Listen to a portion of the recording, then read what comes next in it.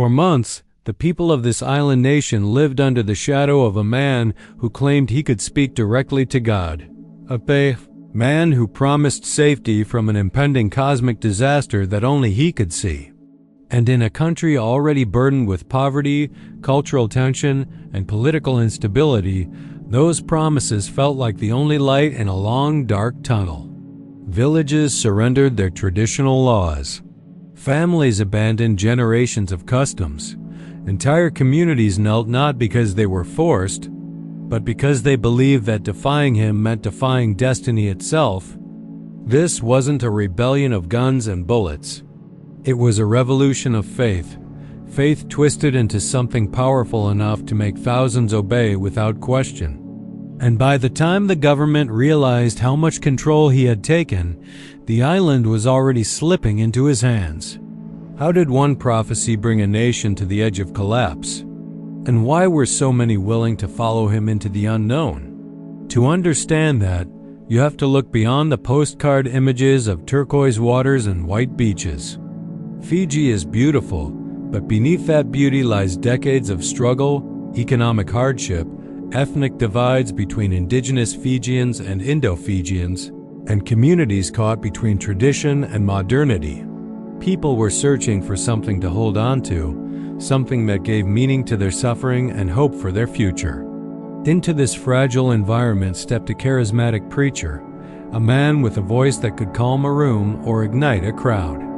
He spoke about healing the sick, ending poverty, and protecting the island from disasters that he claimed were coming soon. He didn't demand followers. People came to him voluntarily, drawn by the idea that he might truly be chosen. Mothers brought their children to him for blessings. Farmers offered their harvests. Young people, lost between old culture and new expectations, saw him as a guide who could give them purpose. And slowly, without anyone realizing, a movement that began with prayer circles and healing sermons started turning into something far more powerful and far more dangerous. The rise of the cult began quietly, almost gently, like a whisper traveling through the coconut groves and narrow dirt roads of rural Fiji. At first, the preacher's movement looked harmless, even noble. He would walk from village to village with a battered Bible in one hand and a woven mat in the other. He didn't have money, he didn't have land, he didn't even have a real title. But he had something far more powerful, the ability to make people feel seen. He would sit with fishermen for hours, listening to their struggles with vanishing catches. He would comfort widows who felt abandoned by the modern world. He would bless children who were sick with tropical fevers. And each time he touched someone's life, his reputation grew. People whispered that he had healing powers. Some claimed he could predict storms. Others said he could look into your soul and tell you exactly what you feared most. In places where doctors were few and government support was almost non-existent, his presence felt like salvation. But this was only the first stage. As more people gathered around him, he began delivering longer, more intense sermons filled with dark visions of an approaching catastrophe. He spoke of an unseen danger lurking beyond the horizon, something that would strike Fiji first because God tests the chosen lands before all others, and he insisted that only those who followed his teachings would be spared. For villagers who were already struggling economically, who felt abandoned by the political elite, who believed the world was growing too fast and leaving them behind, his warnings didn't feel like madness. They felt like truth. Gradually, his followers formed tight-knit groups that separated themselves from the rest of the community. They stopped attending local ceremonies unless he approved them. They began fasting for days at a time. They built wooden altars outside their homes. And anyone who questioned him was told, "You cannot understand because you do not have the faith." Outsiders saw these changes as strange but harmless. The government didn't see them at all. They were too focused on economic reforms, land disputes, and elections.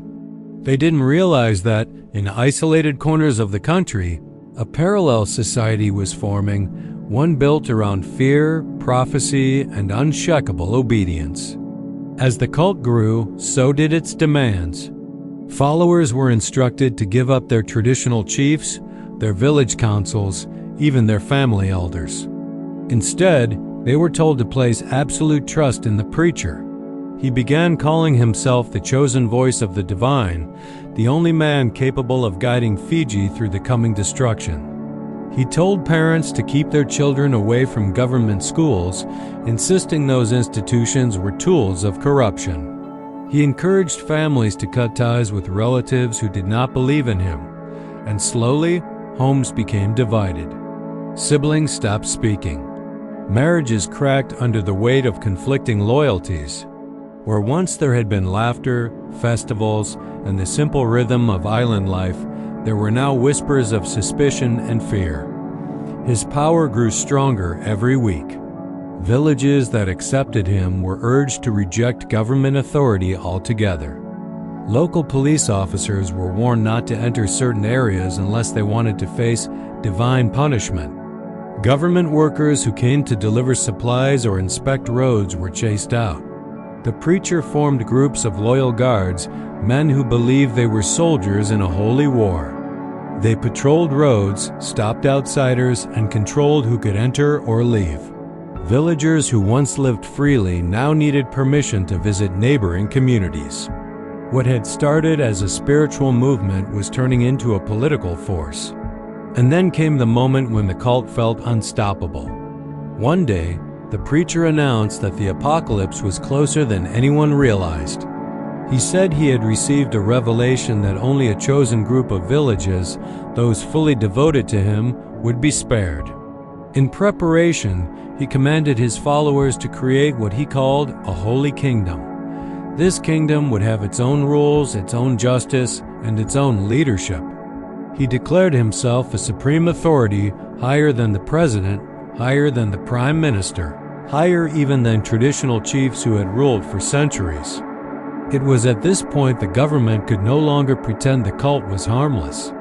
Reports began to flood the capital, children being taken from their homes for purification rituals, villagers being punished for disobedience, families fleeing in the night to escape.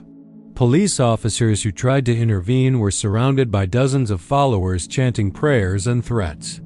Some officers simply gave up and joined the cult themselves, believing perhaps that resisting them was too dangerous, or perhaps they too had fallen under the preacher's spell. What frightened the government most wasn't the number of followers, it was their absolute devotion. These people were not casual believers. They were convinced that their leader held the fate of their souls in his hands. They were willing to walk barefoot for miles to attend his sermons, willing to give up their savings to support him, willing even to turn against loved ones who questioned him. In remote settlements, the cult's flags fluttered over village meeting halls. The preacher's portrait hung on walls where traditional chiefs' photos once stood. The Holy Kingdom was becoming real. The Fiji government attempted negotiations first. Officials met with village leaders, urging them to rejoin the national system. They offered resources, aid, and even political concessions. But each meeting ended with the same chilling response. We have only one leader now. Any attempt at dialogue was dismissed as interference. The cult's followers believed the government was part of the dark force the preacher warned about. When diplomacy failed, the government ordered police to intervene. But officers who entered the cult-controlled zones were confronted by crowds blocking the roads. Women holding children, elderly men swinging machetes, young followers chanting scripture. Any act of force would cause bloodshed. Any retreat made the cult look victorious. Fiji stood on a knife's edge. Then the situation escalated when a group of cult members took several villagers hostage, accusing them of betraying the faith. It was the breaking point. The government mobilized the military, sending units into the affected area. Armored vehicles rolled through narrow jungle paths. Helicopters hovered overhead. The island nation braced for conflict. Inside the cult's stronghold, fear and fanaticism collided. Some followers trembled as they heard the distant engines of military trucks. Others tightened their grip on makeshift weapons, convinced divine protection would shield them. Parents clung to children under the burning sun, waiting for instructions. And at the center of it all stood the preacher, calm, expressionless, whispering prayers as though he were preparing for martyrdom. The military formed a perimeter around the village and demanded a peaceful surrender. Hours passed. The sun dipped lower, turning the sky orange. At last, a small group of women emerged, waving white cloths. They were terrified, exhausted, and desperate to escape. Their surrender created a crack in the cult's unity. More followers began to hesitate. Doubt, something the preacher fought so fiercely, was finally creeping in. Before more villagers could flee, a standoff broke out between armed cult guards and the soldiers. A brief clash erupted, shouting, gunfire, smoke. It wasn't a full-scale battle, but it was enough to shatter the illusion of divine protection. When the guards fell, the remaining followers realized their leader had lied. He had no supernatural shield, no divine army. He was just a man. In the chaos that followed, the preacher tried to escape into the dense forest, but soldiers tracked and captured him within hours. As he was escorted out in handcuffs, his followers looked at him with a mixture of betrayal, sorrow, and disbelief. Some screamed, some wept.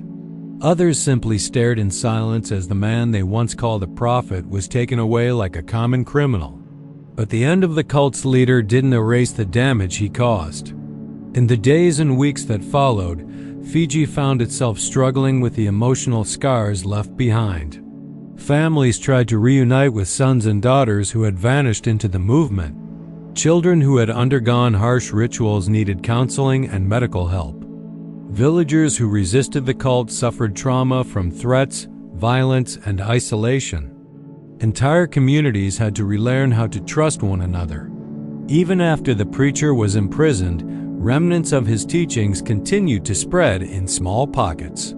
Some followers refused to believe he had been wrong. They insisted the government had silenced him because he revealed uncomfortable truths. Others quietly left the cult but carried its teachings like a ghost that wouldn't let go. Fiji had restored order, but restoring peace would take far longer. This story is not about weak minds or foolish decisions. The people who followed the preacher were not simple or gullible. They were human. They were searching for hope, searching for protection, searching for meaning in a world that felt increasingly unpredictable. And in that vulnerable moment, one man gave them something to believe in, a belief powerful enough to override logic, tradition, and even love. When a society feels neglected or forgotten, when poverty and uncertainty cloud everyday life, when leaders fail to connect with the people they serve, the door opens for someone like him to walk in. Someone who speaks with confidence when everyone else speaks with confusion. Someone who offers certainty when the world feels chaotic. Someone who turns faith into fear and fear into control. Fiji's experience is a warning to the world. A nation doesn't crumble only through war or invasion. Sometimes it collapses quietly, through trust misplaced, through belief manipulated, through hope weaponized. The people of Fiji didn't fall because they lacked intelligence or strength. They fell because they longed for something better. They fell because they were human. And the haunting truth is this: what happened in Fiji could happen anywhere. All it takes is the right preacher, the right moment, and the right fear. When logic is drowned out by prophecy, when desperation overpowers doubt, when one man's voice becomes louder than an entire government, even paradise can fall. Fiji survived the cult, but the scars remain, a reminder that faith can build nations, but it can also break them. And sometimes, the most dangerous revolutions begin not with weapons, but with words whispered in the dark.